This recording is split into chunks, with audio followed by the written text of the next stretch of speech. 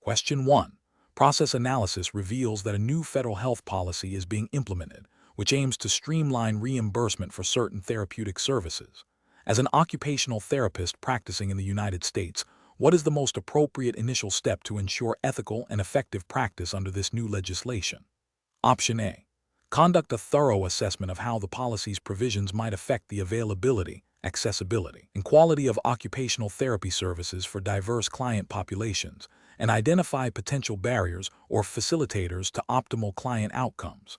Option B. Proceed with current service delivery models, assuming the policy's administrative changes will not fundamentally alter the scope or nature of occupational therapy interventions. Option C. Prioritize understanding and implementing only the new billing and coding requirements to ensure compliance with the reimbursement changes.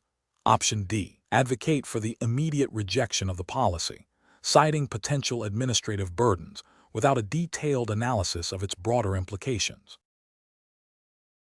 The correct answer is A. Conduct a thorough assessment of how the policy's provisions might affect the availability, accessibility, and quality of occupational therapy services for diverse client populations, and identify potential barriers or facilitators to optimal client outcomes. Explanation. Scenario analysis. This scenario presents a professional challenge for an occupational therapist working within the U.S. healthcare system, specifically concerning the implementation of a new health policy.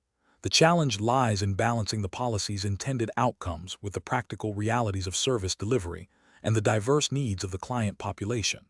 OTs must critically evaluate how legislation impacts their practice, ensuring they advocate for clients while adhering to regulatory frameworks. This requires understanding the nuances of health policy, its potential unintended consequences, and the OT's role in navigating these complexities. Correct approach analysis. The correct approach involves a comprehensive impact assessment of the new health policy on occupational therapy services and client outcomes. This aligns with the ethical obligations of occupational therapists to advocate for their clients and to practice in accordance with evidence-based principles and regulatory guidelines. By analyzing the policy's potential effects on access to care, service provision, and client well-being, the OT can identify both opportunities and challenges. This proactive assessment allows for informed decision-making, the development of strategies to mitigate negative impacts, and the potential to influence policy implementation to better serve the client population. This approach is grounded in the principles of professional responsibility and the OT's commitment to promoting health and participation for all individuals, as outlined by the American Occupational Therapy Association, AOTA. Code of Ethics and relevant federal legislation, such as the Social Security Act and the Americans with Disabilities Act, ADA. Incorrect approaches analysis. One incorrect approach is to solely focus on the administrative requirements of the policy without considering its practical implications for clients. This fails to uphold the OT's ethical duty to advocate for client needs and can lead to a disconnect between policy mandates and effective service delivery. It disregards the core principles of occupational therapy, which prioritize client-centered care and functional outcomes. Another incorrect approach is to ignore the policy altogether, assuming it will not significantly affect current practice. This is a failure to comply with regulatory frameworks and demonstrates a lack of professional responsibility. Ignoring legislation can lead to non-compliance, potential sanctions, and ultimately, harm to clients who may be denied necessary services or face barriers to participation. This approach violates the OT's obligation to stay informed about relevant laws and regulations impacting their practice. A third incorrect approach is to implement the policy without critically evaluating its potential impact on underserved populations. This can exacerbate existing health disparities and is contrary to the OT's commitment to social justice and equitable access to services. It overlooks the importance of considering diverse client needs and cultural contexts when applying health policies, a principle embedded in ethical practice standards and diversity and inclusion initiatives within the profession. Professional reasoning. Professionals should adopt a systematic approach to understanding and responding to health policy changes. This involves 1. Proactive information gathering to stay abreast of new legislation and regulations. 2. Critical analysis of the policy's scope, intent, and potential impact on practice and clients. 3. Stakeholder engagement, including consultation with clients, colleagues, and administrators to gather diverse perspectives. 4. Development of evidence-based strategies to adapt practice and advocate for client needs within the policy framework. 5. Ongoing monitoring and evaluation of the policy's effectiveness and impact, with a willingness to advocate for necessary adjustments. This process ensures that practice remains compliant, ethical, and client-centered. Question 2. During the evaluation of a client who expresses a strong desire to return to a specific leisure activity that the occupational therapist believes may be too physically demanding given the client's current functional limitations and potential for re-injury, which approach best reflects the philosophical underpinnings of occupational therapy? Option A. Collaboratively explore the client's rationale for this activity, discuss potential risks and benefits, and jointly develop modified goals or alternative activities that align with their interests and promote safe, meaningful engagement. Option B. Immediately redirect the client to less demanding activities that the therapist deems more appropriate for their current functional level, without further discussion of their preferred activity. Option C. Document the client's stated preference but proceed with interventions based on the therapist's professional judgment of what is achievable, without actively involving the client in the decision-making process regarding their preferred activity. Option D. Proceed with interventions solely focused on the client's stated leisure activity, assuming their desire overrides any potential therapeutic concerns or limitations. The correct answer is A. Collaboratively explore the client's rationale for this activity, discuss potential risks and benefits, and jointly develop modified goals or alternative activities that align with their interests and promote safe, meaningful engagement. Explanation. This scenario presents a professional challenge because the occupational therapist must navigate the inherent tension between client autonomy and the therapist's professional judgment, informed by established philosophical underpinnings of the profession.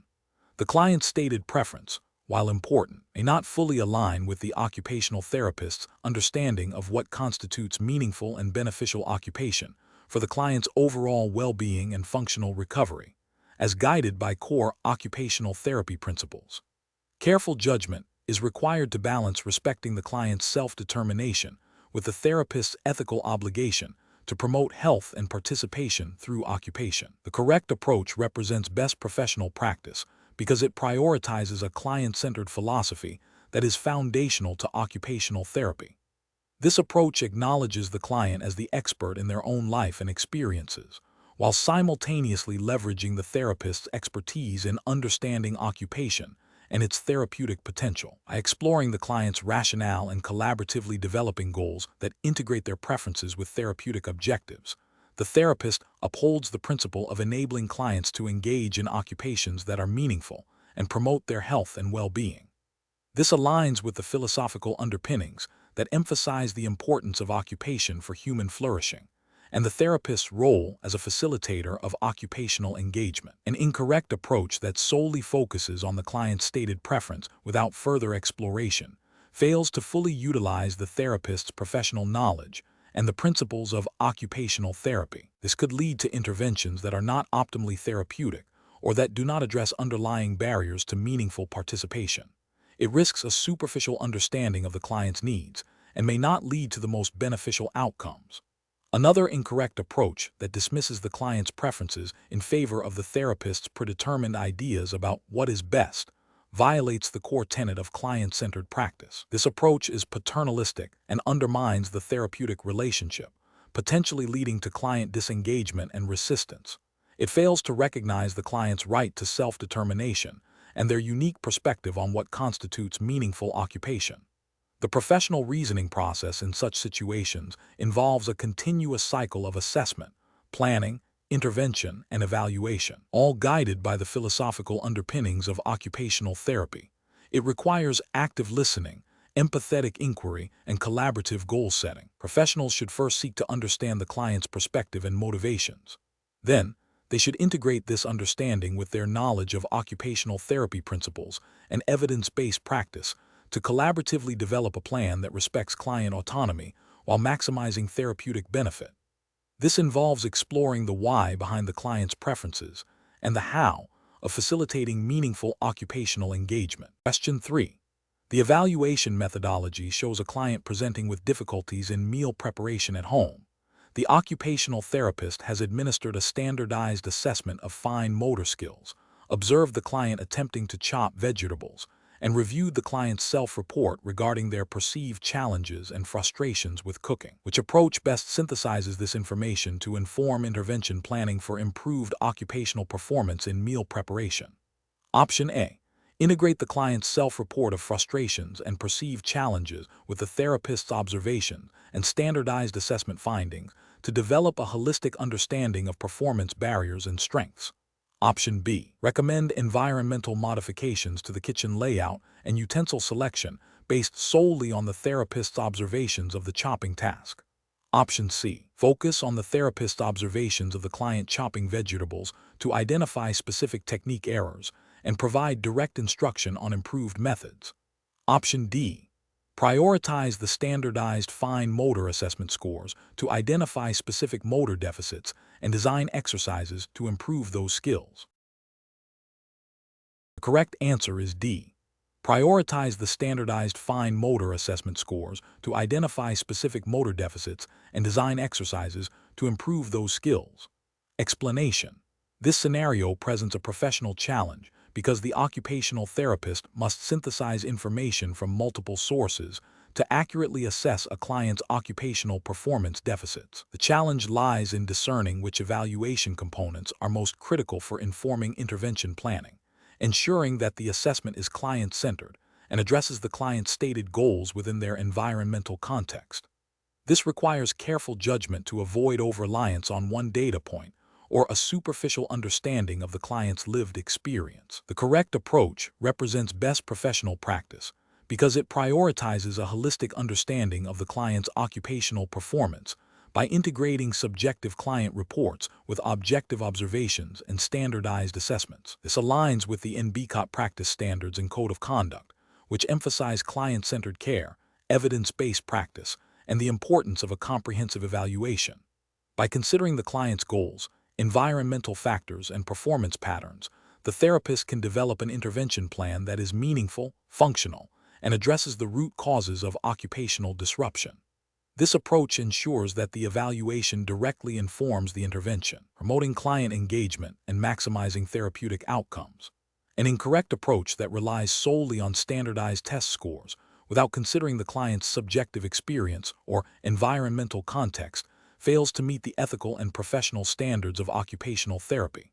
This approach risks providing interventions that are not relevant to the client's actual needs or goals, potentially leading to ineffective treatment and client dissatisfaction. Ethically, it violates the principle of client-centered care by not adequately valuing the client's perspective. It also falls short of evidence-based practice by not integrating all relevant data.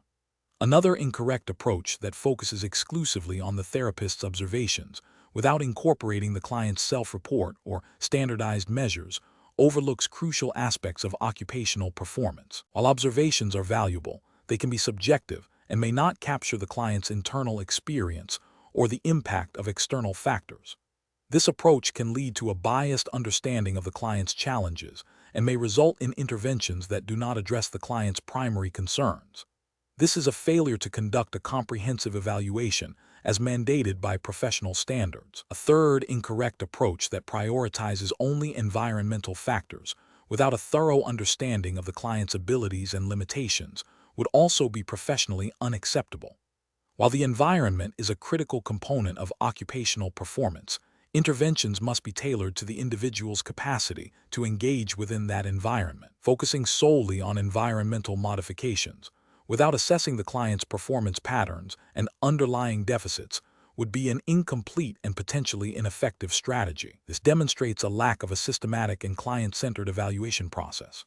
The professional decision-making process for similar situations should involve a systematic approach to evaluation. This includes 1. Actively listening to and understanding the client's stated goals and priorities. 2. Selecting and administering appropriate assessment tools, standardized and non-standardized, that are valid and reliable for the client's condition and context. 3. Observing the client's performance in relevant occupational contexts. 4. Analyzing the interplay between the client's performance skills, patterns, client factors, and the environment. 5. Synthesizing all gathered information to identify strengths, deficits, and barriers to occupational participation. 6. Collaboratively developing an intervention plan based on this comprehensive analysis. Question 4.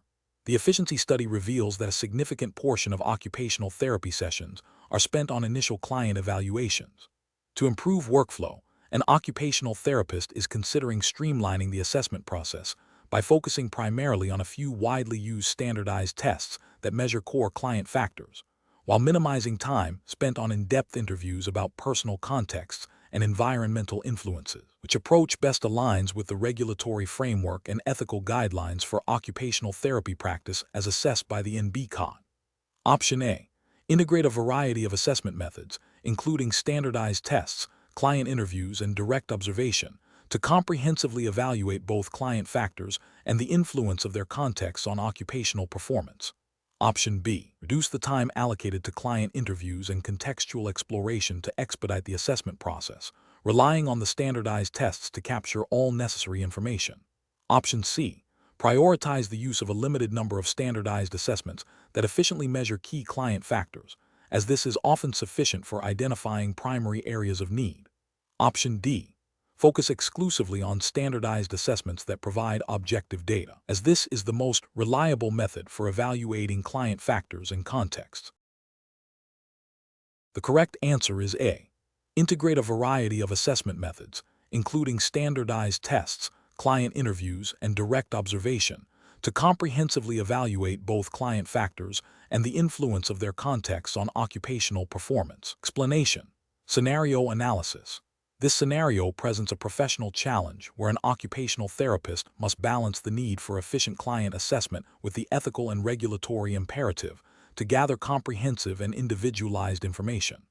The pressure for efficiency, as indicated by the study, could lead to a temptation to streamline the assessment process in a way that compromises the depth and breadth of information collected. This requires careful judgment to ensure that efficiency does not come at the expense of client-centered care and accurate diagnosis, which are foundational to effective occupational therapy intervention. Correct approach analysis. The correct approach emphasizes the integration of standardized assessments with client-centered interviews and observation to understand both client factors, e.g., body functions, body structures, performance skills, performance patterns, personal factors, and contexts, e.g., environmental factors, personal factors. This aligns with the NBCOT emphasis on comprehensive evaluation as outlined in its practice standards and examination blueprints. Best professional practice dictates that occupational therapists must gather sufficient information to establish a baseline, identify strengths and challenges, and understand the client's occupational performance within their unique environment. This holistic approach ensures that interventions are tailored to the individual's needs and goals, promoting meaningful outcomes and adhering to the ethical principle of beneficence. The use of a variety of assessment methods, including those that explore client factors and contexts, is crucial for developing a robust understanding that informs intervention planning. Incorrect approaches analysis. One incorrect approach would be to rely solely on standardized assessments without incorporating client-centered interviews or observations. This fails to capture the nuances of the client's lived experience, personal values, and the specific environmental barriers or supports that influence their occupational engagement. Such an approach risks overlooking critical contextual factors and personal preferences, leading to interventions that are not truly client-centered and may not address the root causes of occupational deficits. This violates the NBCOT expectation for a thorough evaluation that considers the interplay between the client and their environment. Another incorrect approach would be to prioritize speed over thoroughness, using only a limited number of assessment tools or conducting superficial interviews. This directly contradicts the principle of providing competent and ethical occupational therapy services. The NBCOT examination assesses the ability to apply knowledge and skills to real-world scenarios, which includes the capacity to conduct comprehensive assessments. A rushed or incomplete assessment can lead to misdiagnosis, inappropriate intervention planning, and ultimately, suboptimal client outcomes, which is a failure to meet professional standards and potentially violates ethical obligations to the client. Professional reasoning. Professionals should approach client assessment by first understanding the specific goals of the evaluation. This involves identifying the key client factors and contextual elements that are most relevant to the client's presenting occupational issues. A systematic process should be employed, beginning with a review of available information, followed by the selection of appropriate assessment tools and methods that are evidence-based and aligned with the client's needs and the practice setting. Crucially, the process must be iterative, allowing for adjustments based on initial findings. Professionals should continuously ask themselves, have I gathered enough information to understand the client's unique situation and to develop an effective intervention plan?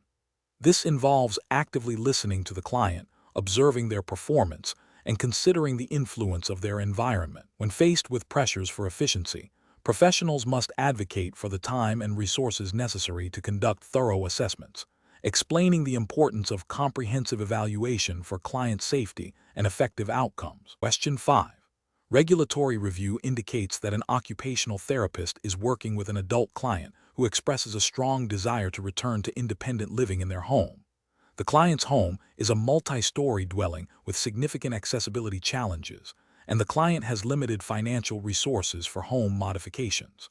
The therapist has identified several potential interventions to support the client's goal. Which of the following approaches best reflects the consideration of contextual factors in intervention planning according to NBCOT guidelines? Option A.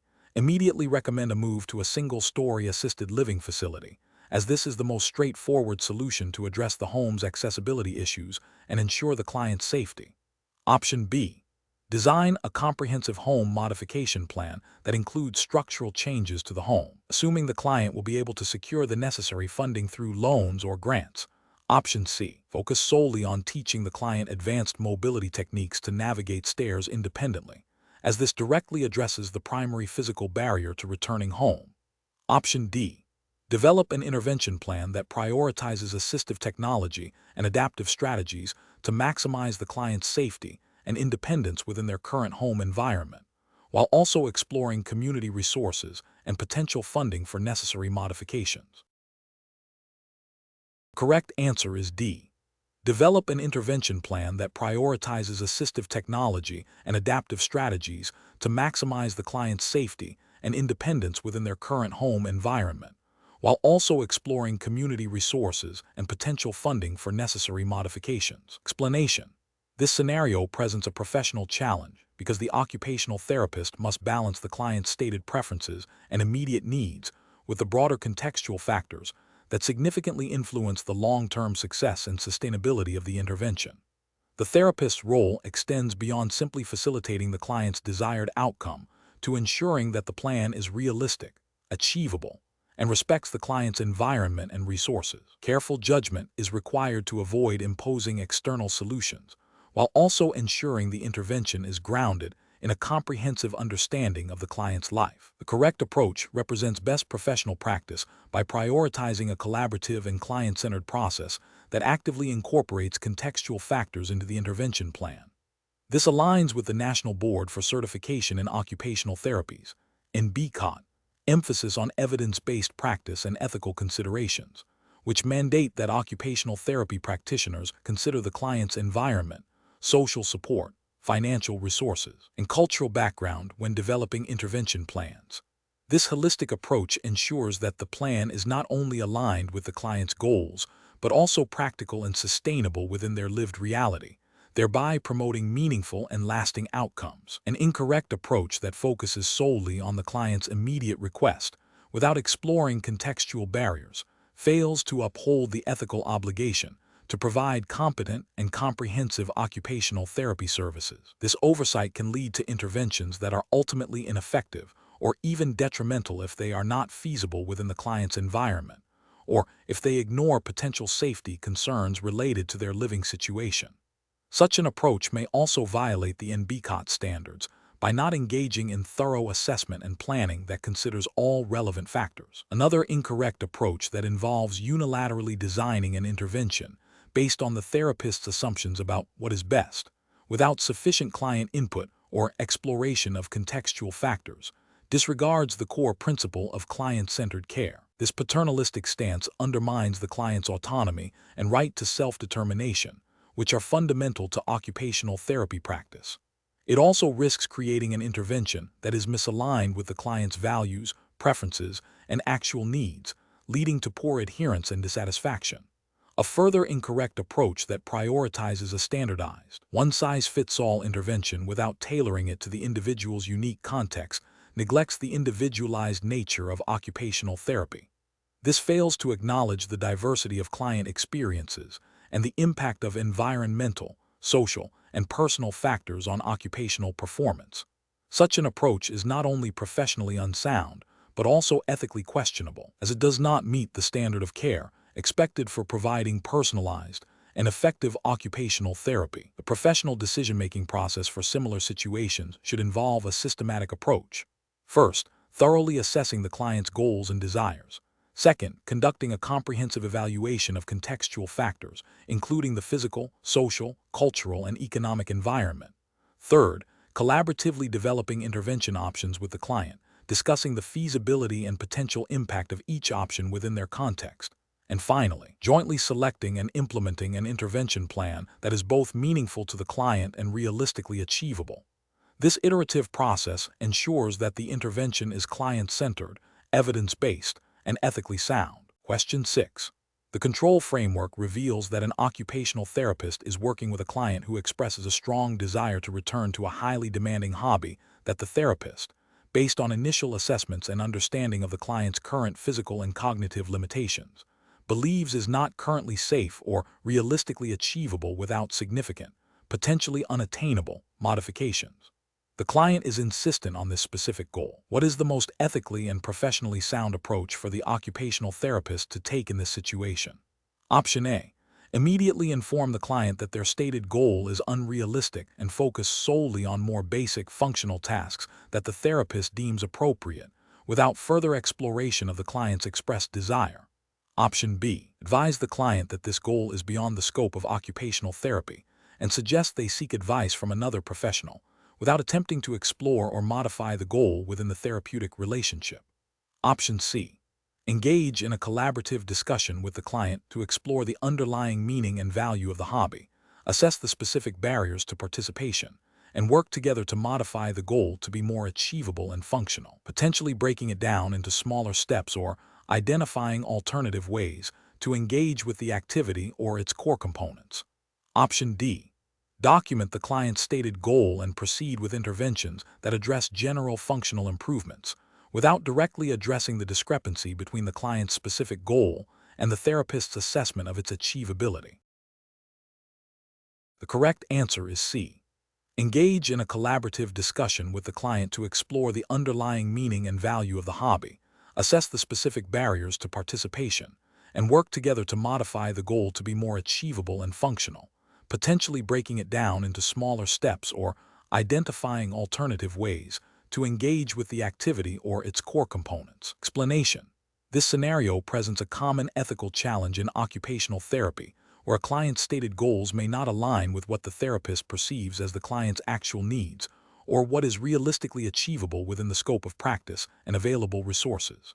The professional challenge lies in balancing client autonomy with the therapist's ethical and professional responsibility to provide effective and safe care.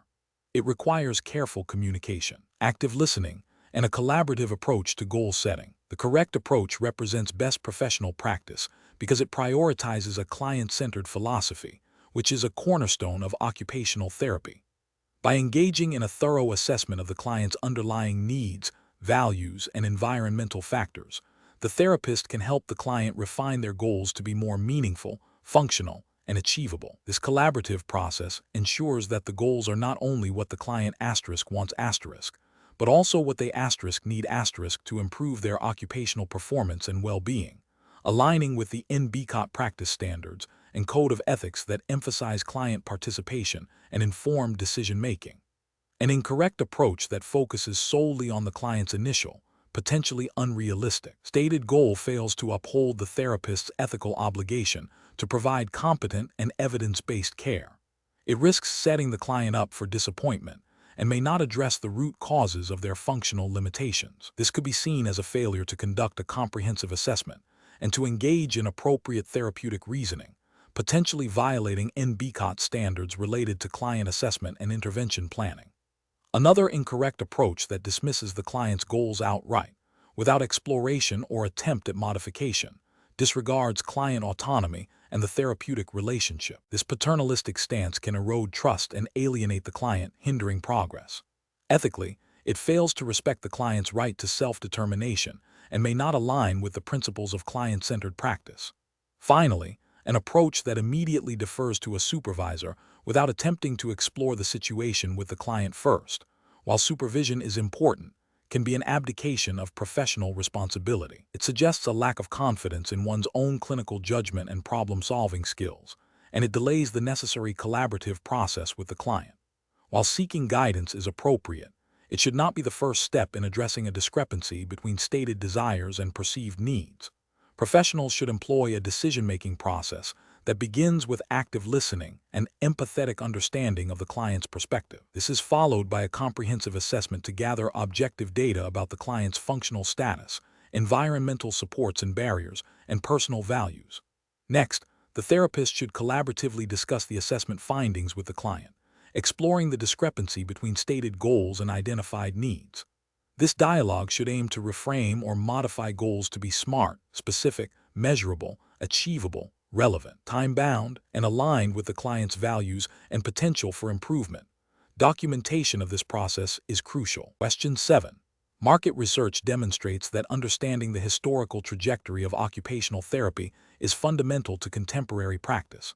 Which of the following best characterizes the evolution of occupational therapy from its inception through the mid-20th century, highlighting key philosophical shifts and influences?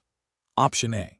The profession emerged from a confluence of the arts and crafts movement and the moral treatment movement, initially focusing on purposeful activity for rehabilitation and mental well-being, later integrating more structured therapeutic approaches and theoretical frameworks as it gained recognition within the medical establishment. Option B. Early occupational therapy was largely an administrative function within asylums, concerned with patient management and providing simple diversions rather than therapeutic intervention. Option C. Occupational therapy's development was primarily driven by advancements in physical rehabilitation techniques following major wars, with a singular focus on restoring motor function through prescribed exercises. Option D. The profession's evolution was solely dictated by the emergence of psychoanalytic theory, with all interventions strictly adhering to Freudian principles for treating mental illness. The correct answer is A. The profession emerged from a confluence of the arts and crafts movement and the moral treatment movement, initially focusing on purposeful activity for rehabilitation and mental well-being, later integrating more structured therapeutic approaches and theoretical frameworks as it gained recognition within the medical establishment. Explanation. This scenario presents a professional challenge in understanding the foundational principles and historical trajectory of occupational therapy, which is crucial for informed practice and ethical decision-making. The National Board for Certification in Occupational Therapy, NBCOT, exam requires candidates to demonstrate a comprehensive understanding of the profession's evolution to ensure they can apply its core values and principles effectively in contemporary practice. The correct approach represents best professional practice because it accurately reflects the historical context and philosophical underpinnings that have shaped occupational therapy. Understanding the shift from early moral treatment and the use of occupation for rehabilitation to the development of distinct theoretical frameworks and evidence-based practice is essential for an occupational therapist to advocate for the profession, engage in critical thinking, and adapt to evolving healthcare landscapes. This historical awareness directly informs the ethical obligations to practice competently and to contribute to the advancement of the profession, as implicitly guided by NBCOT commitment to ensuring qualified practitioners. An incorrect approach that focuses solely on the medical model, without acknowledging the profession's roots in holistic and client-centered care, fails to grasp the unique identity of occupational therapy. This oversight represents a regulatory and ethical failure, because it risks practicing occupational therapy through a lens that may not fully encompass the breadth of its scope of practice, or its commitment to enabling participation in meaningful occupations. It could lead to a narrow application of interventions, potentially neglecting the psychosocial and environmental factors that are central to occupational therapy's effectiveness. Another incorrect approach that prioritizes a single historical figure or event without considering the broader societal and professional influences overlooks the complex, multifaceted evolution of the field. This is a regulatory and ethical failure, as it demonstrates a superficial understanding, potentially leading to an incomplete or biased application of historical knowledge.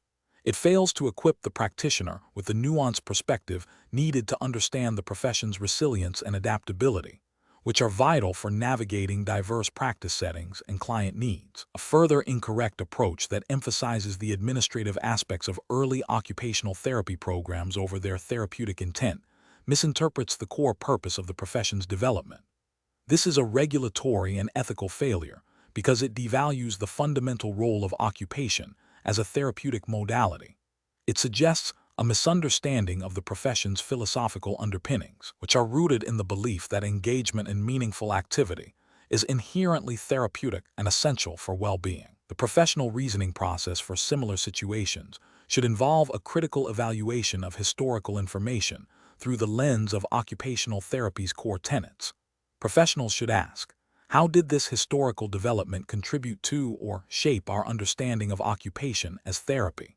What are the enduring principles from this era that remain relevant today? How does this historical perspective inform our ethical obligations to clients and the profession?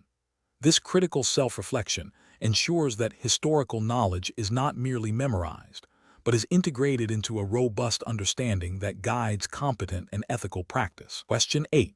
Implementation of a new electronic health record system requires occupational therapists to adapt their documentation practices.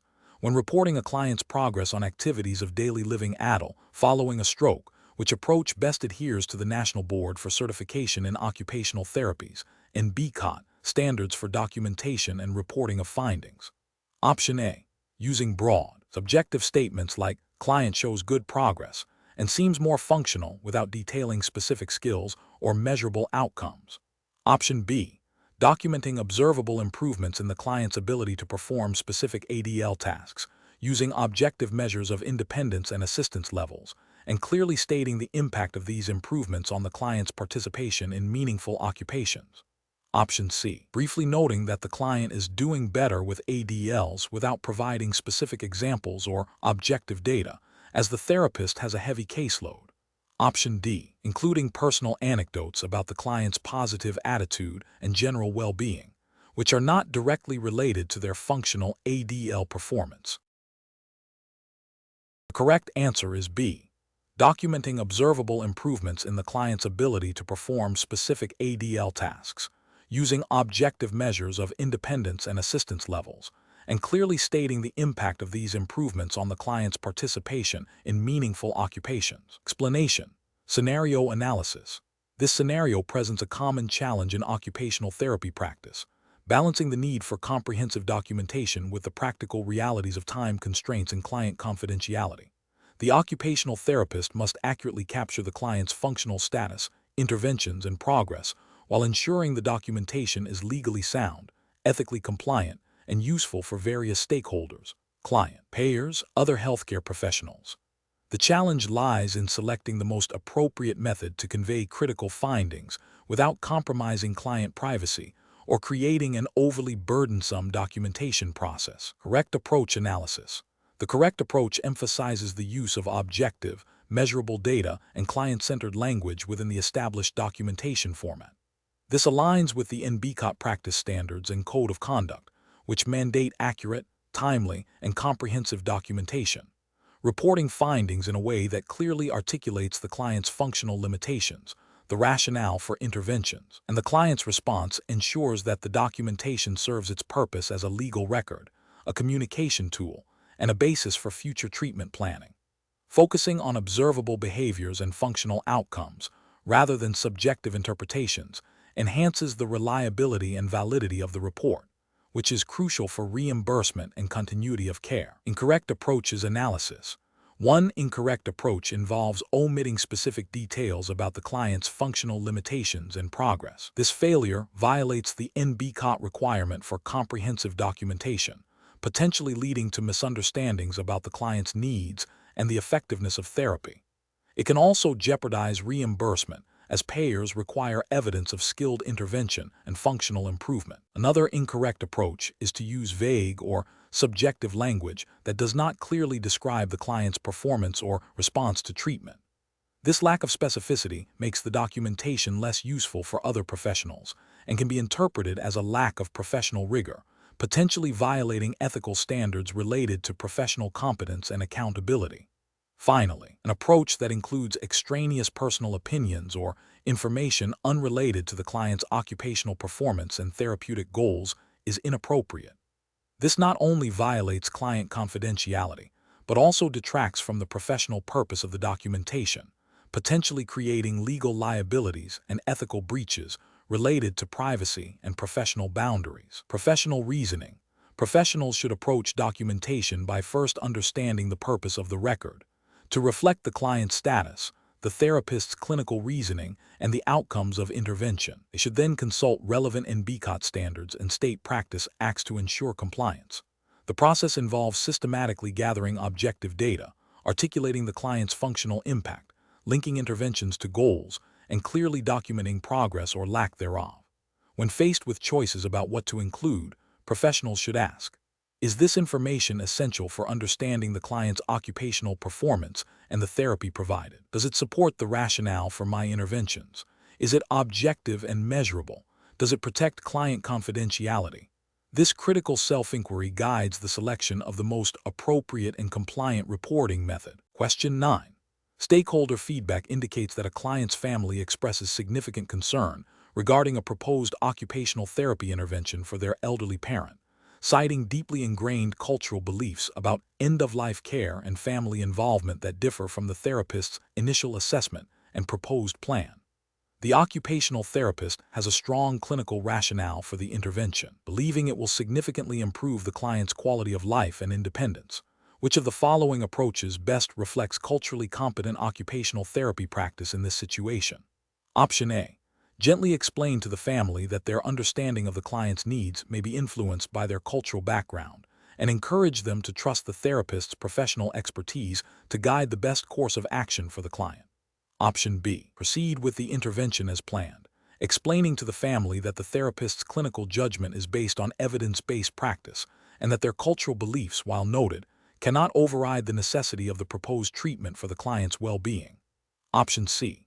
Schedule a follow-up meeting with the client and their family to actively listen to their concerns, ask clarifying questions about their cultural beliefs and values related to care, and collaboratively explore modifications to the intervention plan that honor both the family's cultural perspectives and the client's occupational goals. Option D. Inform the family that their cultural beliefs are not aligned with standard medical practice and suggest they seek a therapist who is more culturally sensitive to their specific background, thereby avoiding potential conflict. The correct answer is C. Schedule a follow-up meeting with the client and their family to actively listen to their concerns, ask clarifying questions about their cultural beliefs and values related to care, and collaboratively explore modifications to the intervention plan that honor both the family's cultural perspectives and the client's occupational goals. Explanation. This scenario is professionally challenging because it requires the occupational therapist to navigate a complex interplay of client values, family dynamics, and potential cultural misunderstandings within the context of providing occupational therapy services.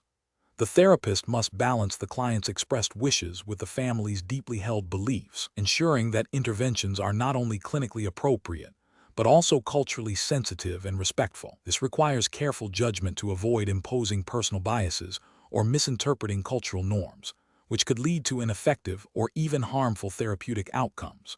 The correct approach represents best professional practice because it prioritizes client-centered care and cultural humility, aligning with the core ethical principles of occupational therapy as outlined by the National Board for Certification in Occupational Therapy, NBCOT.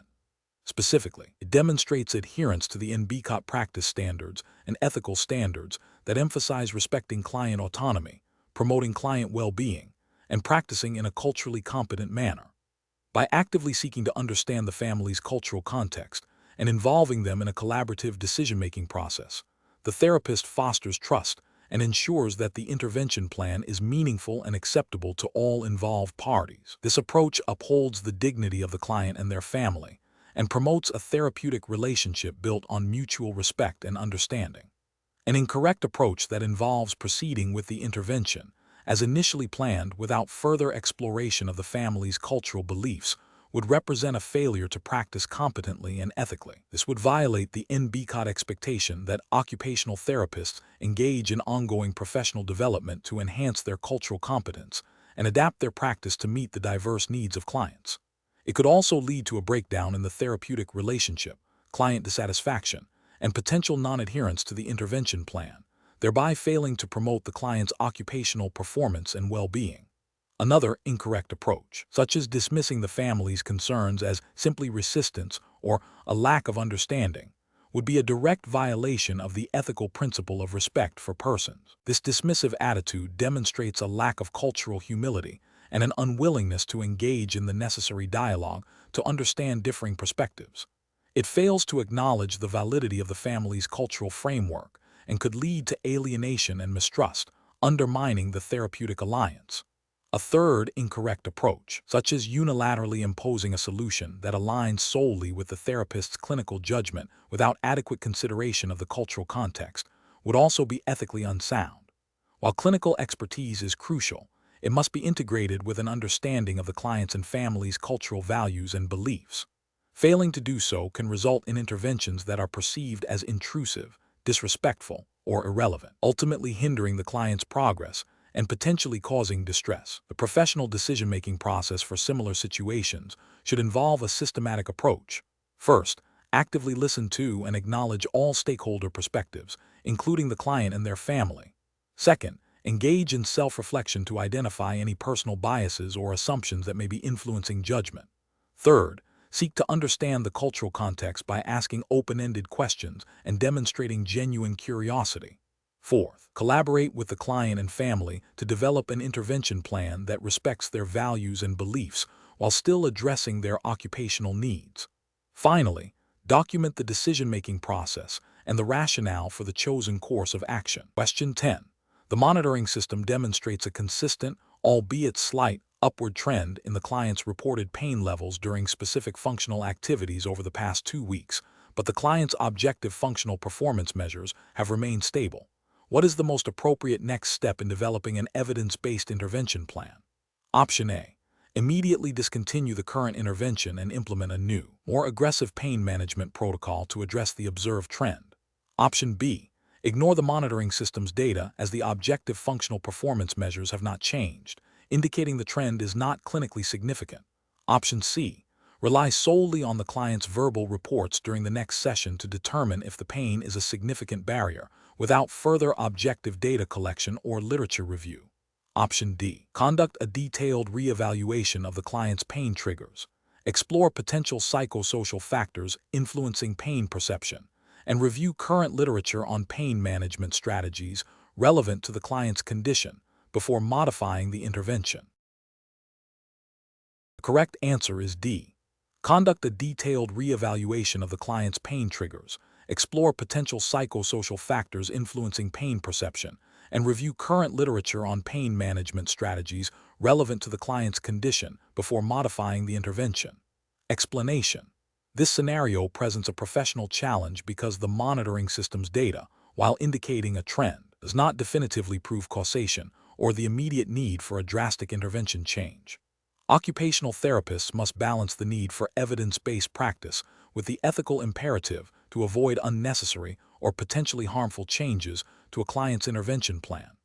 The core of the challenge lies in interpreting data, considering individual client factors, and making informed decisions that align with the NBCOT practice standards and code of conduct, which emphasize client-centered care, evidence-based interventions, and professional accountability. The correct approach represents best professional practice because it involves a systematic and client-centered process. It prioritizes gathering more specific data to understand the nuances of the client's response to the current intervention, consulting with the client and their family to understand their subjective experience, and reviewing the most current and relevant research. This aligns with the NBCOT emphasis on using evidence to guide practice and ensuring interventions are tailored to individual needs and goals. It also reflects the ethical obligation to act in the client's best interest and to maintain professional competence through ongoing learning and critical evaluation of practice. An incorrect approach that involves immediately altering the intervention plan based solely on a general trend from the monitoring system fails to acknowledge the complexity of client responses and the potential for confounding factors. This could lead to an ineffective or even detrimental change, violating the ethical principle of non-maleficence and the NBCOT expectation of evidence-based decision-making that considers individual client variables. Another incorrect approach, which is to disregard the monitoring system's data entirely, ignores a valuable source of information that could inform practice. This failure to consider available data, even if it requires further investigation, could be seen as a lapse in professional diligence and a deviation from the NBCOT mandate to utilize evidence to inform interventions. It also misses an opportunity to refine the intervention for better outcomes. A third incorrect approach, focusing solely on the client's subjective report without considering objective data from the monitoring system, presents an incomplete picture. While subjective reports are crucial, they should be integrated with objective findings to develop a comprehensive understanding of the client's progress and needs.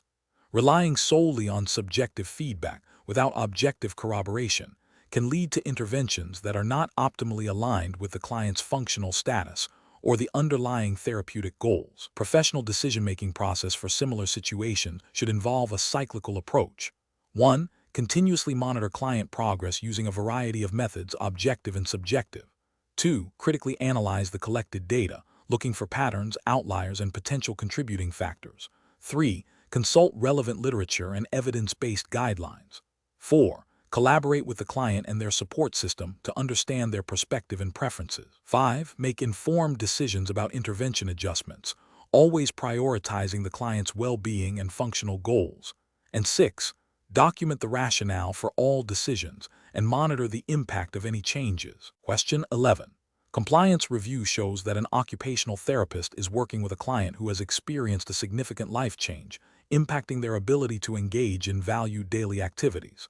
The therapist has identified specific physical limitations contributing to this challenge. Which of the following approaches best reflects the integration of occupational science principles to guide intervention planning and promote client well-being? Option A. Collaborate with the client to identify their current occupational roles, values, and interests. Analyze the environmental and personal factors that are hindering their participation in meaningful occupations, and co-create intervention strategies that promote engagement and adaptation within their current life context. Option B. Develop an intervention plan that focuses on improving the client's physical strength and endurance through targeted exercises, with the primary goal of restoring pre-injury functional levels, without explicitly exploring the client's current occupational roles or desired future participation. Option C. Focus on educating the client about their physical limitations and providing adaptive equipment recommendations, without actively exploring their personal meaning of occupation or their aspirations for future engagement. Option D. Implement a standardized therapeutic exercise program that has shown some success in similar cases, assuming that improved physical capacity will automatically translate into increased occupational engagement and satisfaction. The correct answer is B. Develop an intervention plan that focuses on improving the client's physical strength and endurance through targeted exercises, with the primary goal of restoring pre-injury functional levels, without explicitly exploring the client's current occupational roles or desired future participation. Explanation.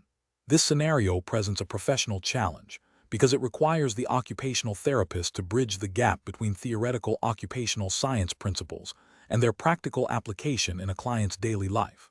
The challenge lies in translating abstract concepts of occupation, participation, and well-being into tangible interventions that address a client's specific needs and goals, while also adhering to the professional standards and ethical guidelines set forth by the National Board for Certification in Occupational Therapy, NBCOT. Careful judgment is required to ensure that interventions are evidence-based, client-centered, and promote meaningful engagement in occupation. The correct approach represents best professional practice because it directly integrates occupational science principles into the intervention planning process. By understanding the client's occupational profile, identifying barriers to participation, and collaboratively developing strategies that promote engagement in meaningful occupations, the therapist is upholding the core tenets of occupational therapy as informed by occupational science. This approach aligns with NBCOT emphasis on client-centered care, evidence-based practice, and the promotion of health and well-being through occupation. It demonstrates a commitment to understanding the why behind occupational disruption and tailoring interventions accordingly. An incorrect approach that focuses solely on addressing the client's physical limitations without considering the broader occupational context fails to leverage the insights of occupational science.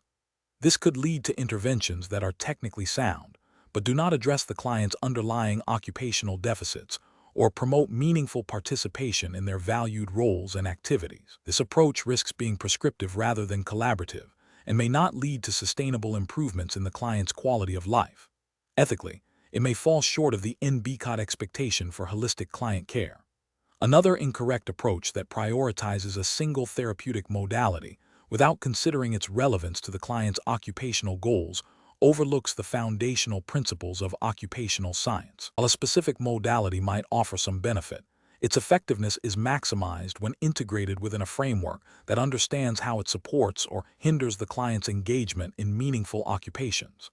This approach can be seen as a reductionist view of occupational therapy, failing to acknowledge the complexity of human occupation. May also lead to inefficient use of resources and a lack of client buy-in if the interventions do not clearly connect to their desired outcomes. A further incorrect approach that relies on anecdotal evidence or personal experience rather than established occupational science research and best practices is professionally unacceptable. NBCOT standards emphasize evidence-based practice, which requires therapists to ground their interventions in the best available research. Relying on personal opinion or unverified methods can lead to ineffective or even harmful interventions, and does not uphold the professional responsibility to provide competent and ethical care. The professional reasoning process for similar situations should involve a systematic approach. First, thoroughly understanding the client's occupational profile, including their values, interests, roles, and the context in which they engage in occupations. Second, applying principles of occupational science to analyze the factors influencing their occupational performance and participation. Third, collaboratively setting client-centered goals that are meaningful and achievable. Fourth, selecting and implementing evidence-based interventions that are tailored to address identified barriers and promote engagement in valued occupations. Finally, continuously evaluating the effectiveness of interventions and making adjustments as needed, always in partnership with the client. Question 12. Investigation of a client's request to use a potentially unsafe adaptive equipment modification without a clear understanding of the associated risks. What is the most appropriate initial professional action for an occupational therapist to take, adhering to NBCOT professional standards and guidelines? Option A. Immediately refuse the client's request, citing safety concerns, and proceed with a standard, pre-approved intervention without further discussion. Option B. Conduct a comprehensive risk assessment of the proposed modification, exploring the client's rationale, understanding their capacity to comprehend risks, and collaboratively identifying alternative strategies that align with their goals while ensuring safety. Option C. Document the client's request and the therapist's concerns, but proceed with the modification as requested to avoid conflict and maintain client satisfaction. Option D. Proceed with the client's requested modification as they are an adult and have the right to make their own decisions, regardless of potential safety implications. The correct answer is B. Conduct a comprehensive risk assessment of the proposed modification, exploring the client's rationale, understanding their capacity to comprehend risks, and collaboratively identifying alternative strategies that align with their goals while ensuring safety. Explanation. This scenario presents a professional challenge due to the inherent conflict between a client's expressed wishes and the occupational therapist's professional judgment regarding safety and efficacy.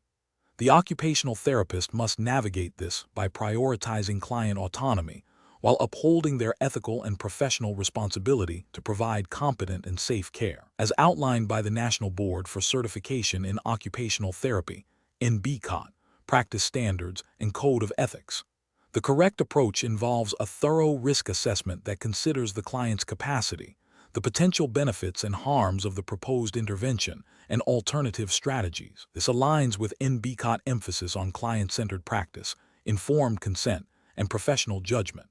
By engaging in a collaborative discussion, exploring the client's rationale, and seeking to understand their perspective, the therapist upholds the client's right to self-determination while ensuring that interventions are safe and appropriate. Documenting this process thoroughly is also a critical component of professional practice and accountability. An incorrect approach would be to unilaterally dismiss the client's wishes without a comprehensive assessment of their capacity or the risks involved. This could violate the ethical principle of respect for persons and potentially lead to a suboptimal or unsafe intervention. Another incorrect approach would be to proceed with an intervention that the therapist believes carries significant, unmitigated risks, even if the client consents, as this would breach the duty of care and professional competence. Failing to explore alternative interventions that might better meet the client's goals while mitigating risks also represents a failure in professional responsibility. The professional decision-making process in such situations should involve 1. Identifying the ethical dilemma, balancing client autonomy with beneficence and non-maleficence. 2. Gathering information, assessing the client's capacity, understanding their goals and rationale, and evaluating the risks and benefits of proposed interventions. 3. Exploring options, considering alternative interventions and strategies. 4. Consulting, seeking guidance from supervisors or colleagues if necessary. 5. Making a decision, choosing the course of action that best upholds ethical principles and professional standards. 6. Documenting, thoroughly recording the assessment, decision-making process, and interventions. Question 13.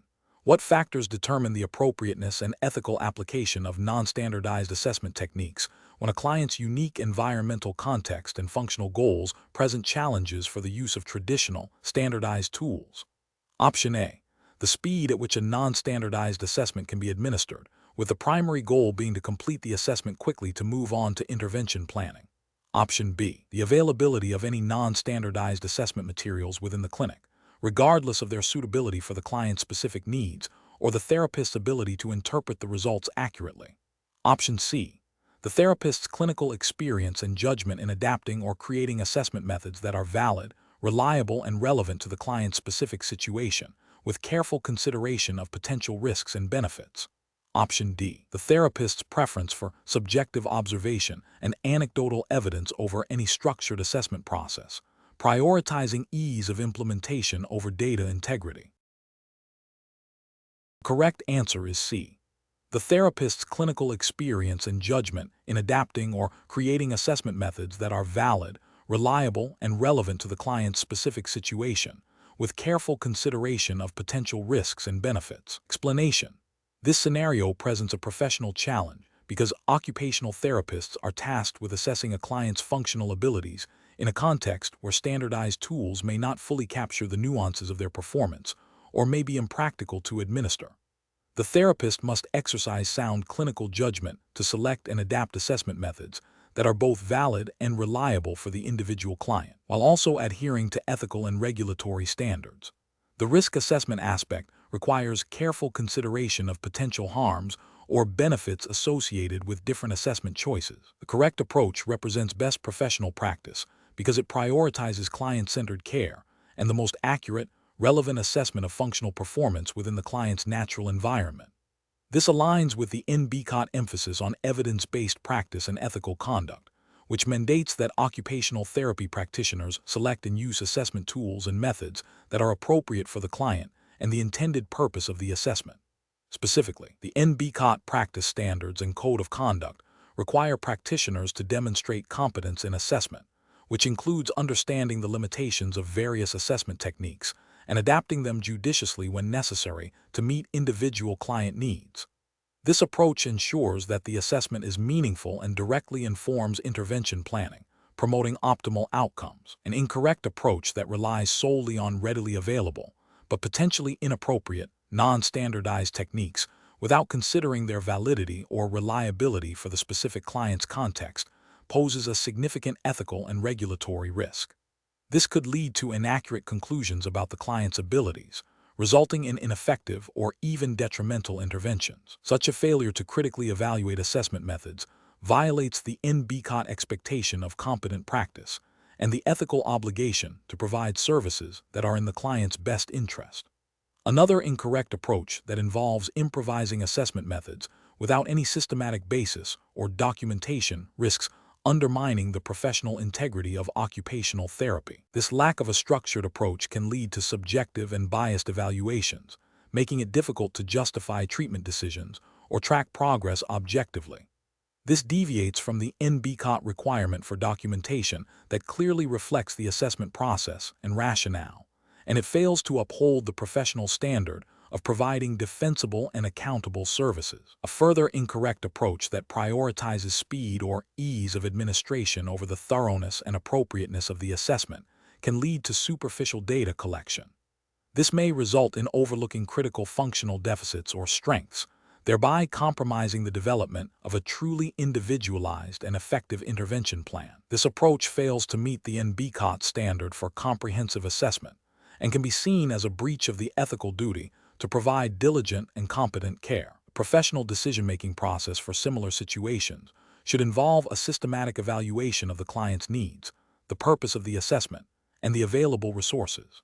This includes critically appraising the strengths and limitations of various non-standardized techniques in relation to the client's specific context, cultural background, and functional goals. The therapist should consider how to adapt or combine techniques to maximize validity and reliability. Document the rationale for their choices and continuously monitor the effectiveness of the chosen assessment methods. This iterative process ensures that the assessment remains client-centered, ethically sound, and aligned with professional standards. Question 14. When evaluating a client's plateau in progress during intervention implementation, what is the most ethically and professionally sound course of action for an occupational therapist? Option A. Reevaluate the intervention plan, consider alternative evidence-based strategies, and collaborate with the client on adjustments. Option B. Introduce a novel, experimental intervention without prior research or client consultation to see if it yields different results. Option C. Continue the current intervention as planned, assuming the plateau is temporary and will resolve with continued application. Option D. Discontinue services immediately due to the lack of perceived progress without further assessment or client discussion. The correct answer is A. Reevaluate the intervention plan, consider alternative evidence-based strategies, and collaborate with the client on adjustments. Explanation. Scenario analysis. This scenario presents a common challenge in occupational therapy intervention implementation, where a client's progress plateaus despite consistent application of a planned intervention. The professional must navigate the ethical imperative to provide effective care while respecting client autonomy and resource limitations. The challenge lies in determining the most appropriate course of action without compromising client well-being or professional standards. Correct approach analysis. The correct approach demonstrates adherence to the National Board for Certification in Occupational Therapy, NBCOT, practice standards and code of conduct, specifically those pertaining to client-centered care and evidence-based practice. Reevaluating the intervention plan, considering alternative strategies, and collaborating with the client are all mandated by ethical principles that prioritize client outcomes and professional accountability. This approach reflects a commitment to ongoing assessment and adaptation, ensuring that interventions remain relevant and effective. Incorrect approach is analysis. One incorrect approach involves continuing the current intervention without modification, despite a lack of progress. This fails to uphold the ethical obligation to provide competent and effective services, potentially leading to wasted time and resources for the client and the healthcare system. It also disregards the principle of client-centered care by not adapting to the client's evolving needs. Another incorrect approach is to unilaterally discontinue services without adequate justification or client consultation. This violates the professional duty to advocate for the client and ensure continuity of care. It may also be seen as abandoning the client, which is a serious ethical breach. A third incorrect approach is to implement a new, unproven intervention without a clear rationale or client involvement. This could be considered practicing outside the scope of established evidence-based practice and could potentially harm the client or lead to further frustration and lack of progress. It also bypasses the crucial step of informed consent and shared decision-making. Professional reasoning. Professionals should employ a systematic decision-making framework that begins with a thorough reevaluation of the client's current status and the effectiveness of the existing intervention. This involves analyzing objective and subjective data, considering potential barriers to progress, and exploring alternative evidence-based interventions. Crucially, this process must involve open communication and collaboration with the client to ensure their goals and preferences are integrated into the revised plan.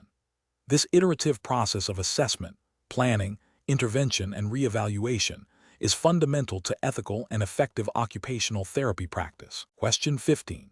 Stakeholder feedback indicates a concern regarding occupational therapists potentially overstepping professional boundaries when a client insists on pursuing an activity that the therapist deems unsafe or ineffective, yet the client demonstrates apparent understanding of the risks.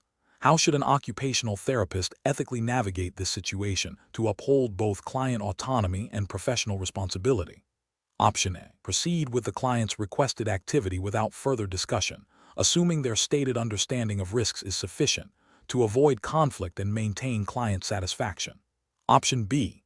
Immediately cease all therapeutic interventions and refer the client to another provider, citing irreconcilable differences in professional judgment regarding the client's chosen activity.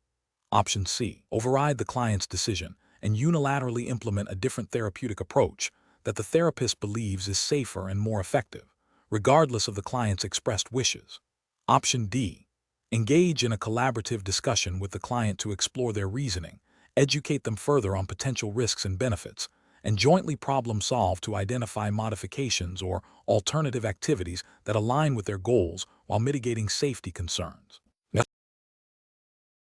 correct answer is D.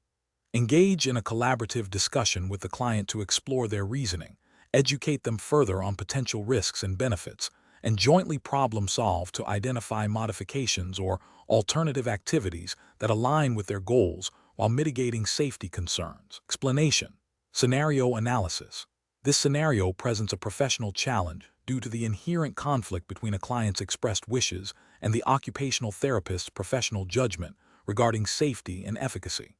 The therapist must navigate the ethical principles of autonomy and beneficence, ensuring the client's right to self-determination is respected, while also upholding the responsibility to prevent harm and promote well-being. The complexity arises from the potential for misinterpretation of the client's capacity, the subjective nature of best interest, and the need to maintain a therapeutic relationship while addressing safety concerns. Correct approach analysis. The correct approach involves a systematic, ethical decision-making process that prioritizes client autonomy while ensuring safety. This begins with a thorough assessment of the client's understanding of the risks and benefits associated with their chosen activity, as well as their capacity to make informed decisions. If the client demonstrates capacity, their autonomy should be respected, even if the therapist believes a different approach might yield better outcomes.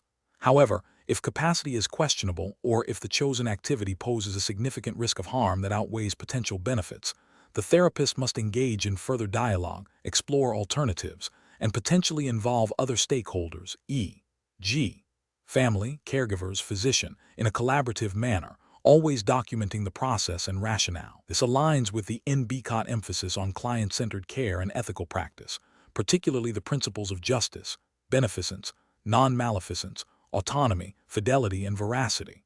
Incorrect approaches analysis. One incorrect approach would be to unilaterally override the client's decision based solely on the therapist's personal opinion of what is best, without a thorough assessment of capacity and exploration of the client's reasoning. This violates the principle of autonomy and can erode trust in the therapeutic relationship. It also fails to adhere to the NBCOT ethical standards regarding respecting client rights and self-determination.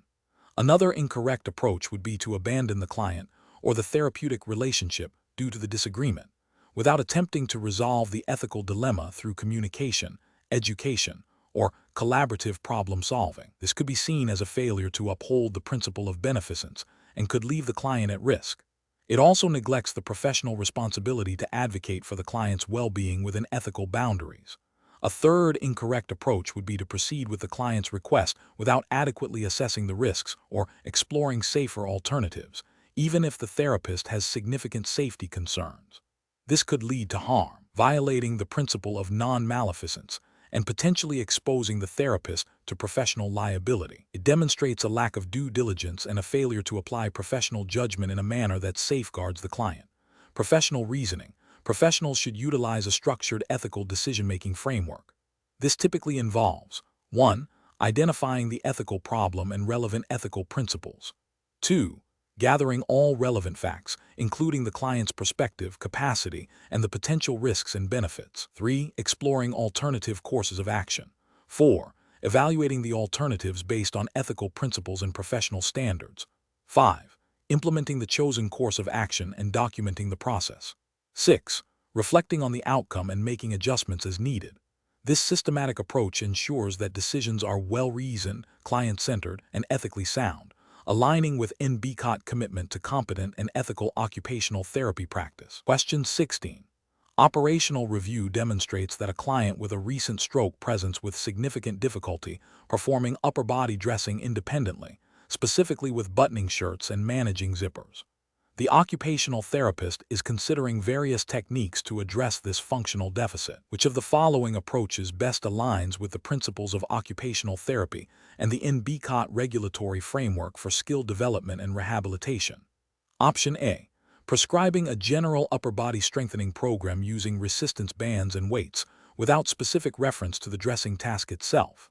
Option B. Recommending that the client's family member consistently assist with all aspects of dressing to ensure the client is appropriately and quickly attired each day. Option C. Designing a client-centered intervention that involves practicing the actual task of dressing with adaptive strategies, such as button hooks and zipper pulls, and breaking down the task into smaller, manageable steps. Option D. Implementing a structured program of bilateral fine motor exercises and range of motion activities for the affected upper extremity, followed by practice with a large, easy-to-manipulate puzzle. The correct answer is D.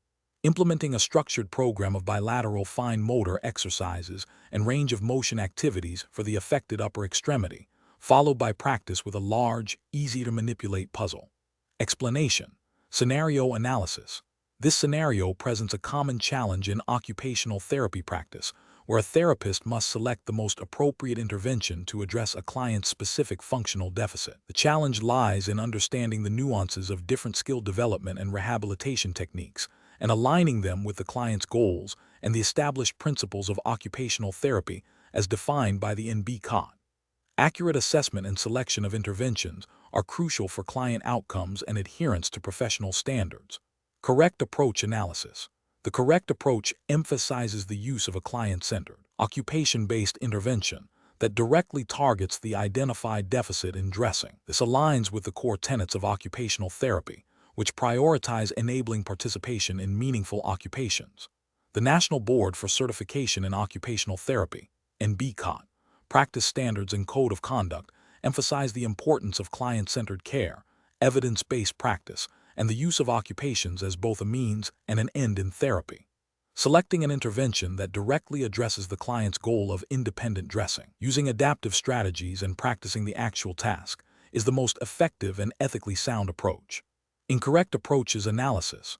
One incorrect approach might involve focusing solely on improving fine motor coordination through isolated exercises without directly practicing the dressing task.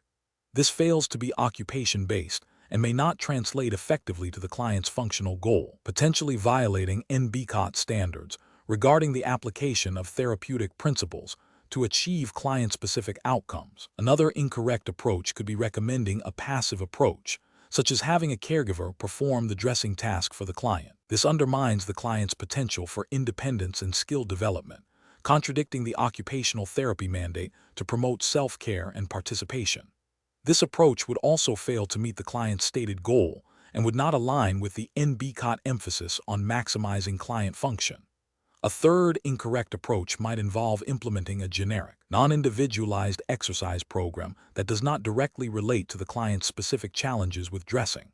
This lacks the client-centered focus required by NBCOT and may not be the most efficient or effective use of therapeutic time and resources. Professional reasoning. Professionals should utilize a systematic decision-making process that begins with a thorough client assessment to identify specific functional deficits and goals. This assessment should inform the selection of evidence-based interventions that are occupation-based and client-centered. Professionals must continuously evaluate the effectiveness of interventions and adapt their approach as needed, always adhering to the NBCOT practice standards and code of conduct, which prioritize client well-being, professional competence, and ethical practice. Question 17. The control framework reveals that an occupational therapist is evaluating a 70-year-old client with a recent diagnosis of mild cognitive impairment and a history of stroke, who primarily speaks Spanish and expresses a desire to maintain independence in community ambulation. The therapist has access to several standardized assessment tools, which approach best aligns with the NBCOT regulatory framework and ethical guidelines for selecting an assessment tool in this scenario. Option A. Choose a Spanish-language assessment of functional mobility that has been validated for stroke survivors and includes measures of community ambulation, after reviewing its psychometric properties for this specific population. Option B. Select a widely used English-language cognitive screening tool that has demonstrated good reliability for general cognitive decline, as it is a common choice for this demographic. Option C. Administer a cognitive assessment tool that is known for its speed and ease of administration, prioritizing efficiency to allow more time for intervention planning. Option D. Utilize a general functional assessment that covers multiple domains of daily living, as it provides a broad overview of the client's abilities, even if it is not specific to cognitive impairment or stroke. The correct answer is B. Select a widely used English-language cognitive screening tool that has demonstrated good reliability for general cognitive decline, as it is a common choice for this demographic. Explanation. The scenario presents a common challenge in occupational therapy practice, selecting the most appropriate standardized assessment tool for a client with a complex presentation. This requires a deep understanding of the client's needs, psychometric properties of various assessments, and the ethical and regulatory obligations of the therapist. The challenge lies in balancing the need for efficient and effective assessment with the imperative to use tools that are valid, reliable, and culturally sensitive for the specific client population.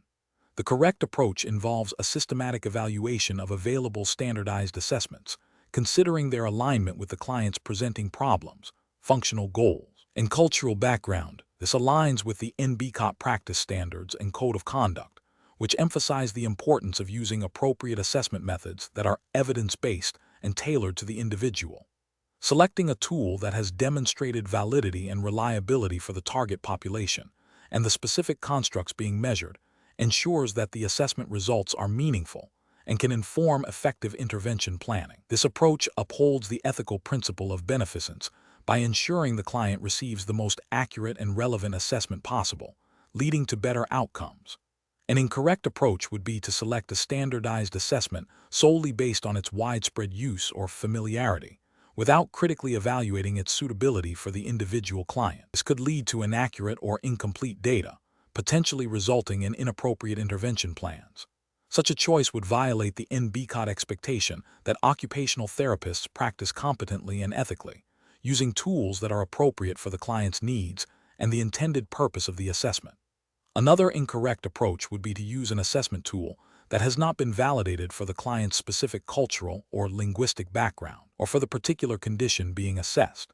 This risks introducing bias and misinterpreting results, which is a failure to adhere to the principles of justice and non-maleficence, as it could lead to the client receiving suboptimal care or being misunderstood. Professionals should employ a decision-making process that begins with a thorough client evaluation, including gathering information about their history, current functional status, goals, and cultural context. This is followed by a review of the literature and available assessment tools, critically examining their psychometric properties, target population, and clinical utility. The therapist must then select the tools that best meet the client's needs and the assessment objectives, ensuring they are qualified to administer and interpret the chosen assessments. Ongoing professional development and consultation with colleagues are also crucial for maintaining competence in assessment practices. Question 18. Process analysis reveals that an occupational therapist is working with a client who expresses a strong desire to return to a specific leisure activity that the therapist believes may be challenging given the client's current physical and cognitive limitations. The therapist has conducted an initial assessment and has identified several potential barriers. What is the most appropriate initial approach for the occupational therapist to take in this situation? Option A. Delegate the task of exploring the feasibility of the leisure activity to a less experienced therapist or assistant, allowing the primary therapist to focus on more complex cases. Option B. Directly inform the client that the desired activity is likely unattainable and propose alternative, less demanding activities based on the therapist's assessment of their current capabilities. Option C. Acknowledge the client's desire and collaboratively explore the specific aspects of the activity that are most meaningful to them, while also discussing potential challenges and brainstorming adaptive strategies or modifications that could facilitate participation. Option D.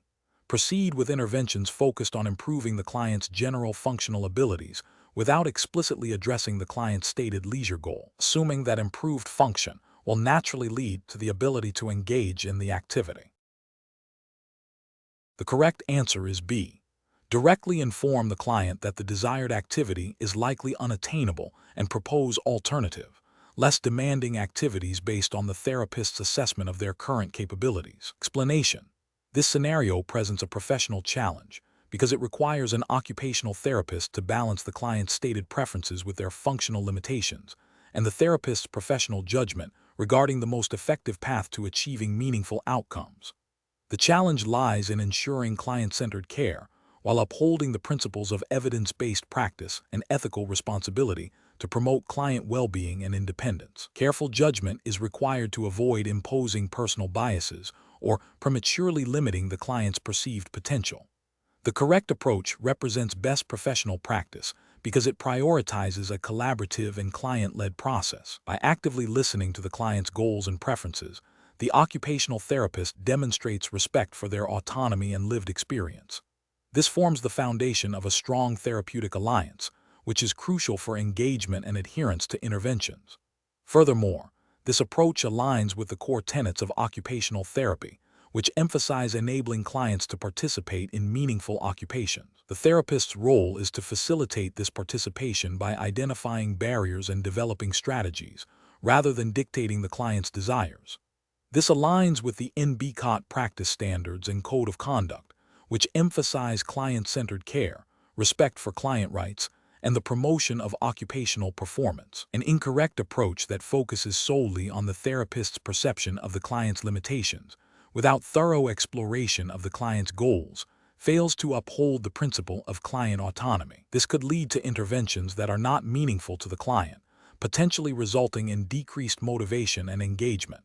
Ethically, this approach risks paternalism, where the therapist makes decisions for the client based on their own judgment, disregarding the client's values and preferences. This violates the NBCOT code of conduct regarding respecting the client's right to self-determination. Another incorrect approach that dismisses the client's stated goals as unrealistic without a comprehensive assessment and collaborative problem-solving is also professionally unacceptable.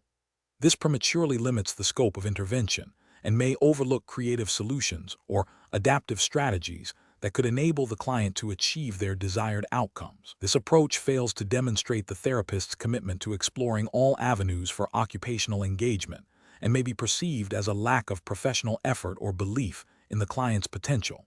It also fails to meet the ethical obligation to provide competent and appropriate services. The professional decision-making process for similar situations should involve a systematic approach. 1. Active listening and goal identification. Begin by thoroughly understanding the client's stated goals, values, and priorities. 2. Comprehensive assessment. Conduct a thorough occupational therapy assessment to understand the client's strengths, limitations, environmental factors, and the underlying performance components that support or hinder their desired occupations. 3. Collaborative goal setting.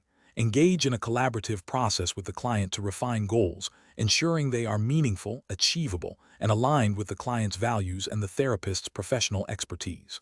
4. Intervention planning. Develop an individualized intervention plan that addresses identified barriers and leverages strengths to facilitate the achievement of the collaboratively set goals. 5. Ongoing evaluation and adaptation. Continuously monitor the client's progress, solicit feedback, and adapt the intervention plan as needed to ensure ongoing effectiveness and client satisfaction. Question 19. The audit findings indicate a pattern of client dissatisfaction and limited progress in achieving functional goals related to meal preparation tasks. While the occupational therapist implemented adaptations based on the client's expressed desire to use adaptive utensils, the client continues to report difficulty and frustration. The audit suggests a need to reevaluate the activity analysis and the appropriateness of the current adaptations. Which of the following represents the most appropriate course of action for the occupational therapist? Option A. Conduct a comprehensive reanalysis of the meal preparation activity, breaking down each step and identifying specific performance deficits in the client's body functions, performance skills, and performance patterns that contribute to the difficulty. Based on this analysis, develop and implement targeted adaptations that address these deficits while still considering the client's preferences. Option B. Reiterate to the client the importance of using the adaptive utensils as prescribed, emphasizing that their continued use is essential for progress, and document the client's continued dissatisfaction without further intervention. Option C. Focus solely on modifying the client's environment by rearranging the kitchen layout and increasing lighting, as these are common environmental factors that can impact task performance, without reevaluating the activity analysis or the client's specific performance deficits. Option D. Immediately discontinue the use of adaptive utensils and explore entirely new adaptive equipment options that the client has not previously encountered, assuming the current equipment is the sole reason for dissatisfaction. The correct answer is A. Conduct a comprehensive reanalysis of the meal preparation activity, breaking down each step and identifying specific performance deficits in the client's body functions, performance skills, and performance patterns that contribute to the difficulty. Based on this analysis, develop and implement targeted adaptations that address these deficits while still considering the client's preferences. Explanation. This scenario presents a professional challenge because it requires balancing the client's expressed desires with the occupational therapist's ethical and professional responsibility to ensure safety and efficacy. The audit findings highlight a potential deviation from best practices, necessitating a careful review of the activity analysis and adaptation process. The correct approach represents best professional practice because it prioritizes a client-centered, evidence-based, and ethically sound intervention. This involves a thorough reevaluation of the activity analysis to identify the specific performance deficits contributing to the client's difficulty. Subsequently, it requires the development of appropriate adaptations that directly address these deficits while respecting the client's goals and preferences. This aligns with the NBCOT practice standards and code of ethics, which emphasize client well-being, competence, and professional integrity. The process ensures that interventions are not only meaningful to the client, but also therapeutically sound and safe, thereby upholding the profession's commitment to promoting health and participation. An incorrect approach that focuses solely on the client's stated preference without a robust activity analysis risks providing an ineffective or even unsafe intervention.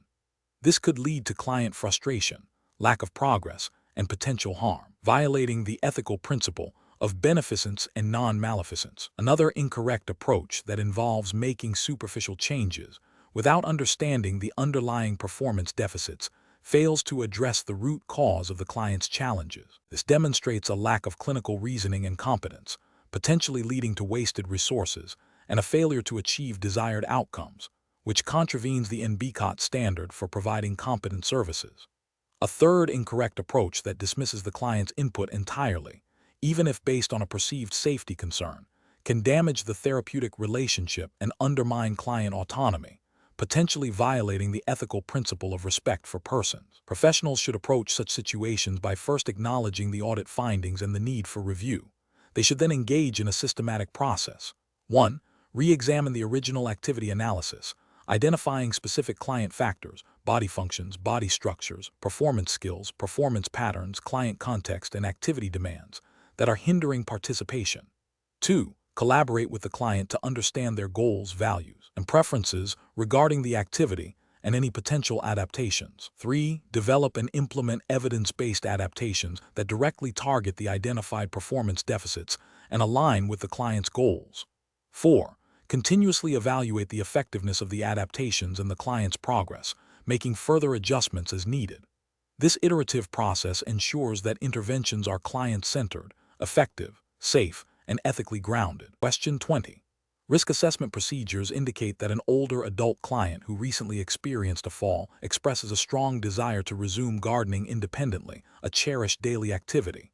The client states, "I just want to do it myself like I used to." However, observations suggest potential challenges with balance, reduced grip strength, and uneven terrain in their garden. What is the most appropriate initial strategy for the occupational therapist to employ to enhance the client's participation in gardening? Option A. Present the client with a comprehensive catalog of specialized gardening tools and equipment for purchase. Option B. Advise the client to discontinue gardening due to the identified risks and suggest alternative sedentary leisure activities. Option C.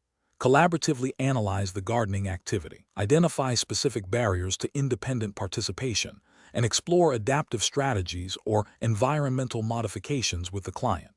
Option D. Immediately provide a simplified version of the gardening activity that minimizes physical exertion and risk of falls. Correct answer is C. Collaboratively analyze the gardening activity, identify specific barriers to independent participation, and explore adaptive strategies or environmental modifications with the client. Explanation. Scenario analysis. This scenario is professionally challenging because it requires the occupational therapist to balance the client's expressed desires with their observed limitations and the potential for environmental barriers to participation. The client's statement of wanting to do it myself highlights a common desire for independence, but it may not fully account for the practical challenges they will face. The occupational therapist must navigate this by employing a client-centered approach that respects autonomy while ensuring safety and promoting successful engagement. Correct approach analysis. The correct approach involves a collaborative process of identifying specific barriers and co-creating solutions with the client. This aligns with the core principles of occupational therapy, emphasizing client participation in goal setting and intervention planning. By breaking down the activity into smaller steps and exploring adaptive strategies or environmental modifications, the occupational therapist empowers the client to achieve their desired participation in a meaningful and functional way. This approach is ethically sound as it respects client autonomy and promotes self-efficacy, and it is consistent with NBCOT practice standards that emphasize client-centered care and the use of evidence-based interventions to facilitate occupational performance. Incorrect approaches analysis. One incorrect approach would be to immediately implement a simplified version of the activity without further exploration. This fails to acknowledge the client's stated desire for independence and may lead to a sense of disempowerment or a feeling that their goals are not being fully understood or addressed. Ethically, this could be seen as paternalistic, overriding the client's expressed wishes without sufficient justification. It also misses an opportunity to identify and address the root causes of potential difficulties. Another incorrect approach would be to solely focus on the client's physical limitations and suggest they avoid the activity altogether.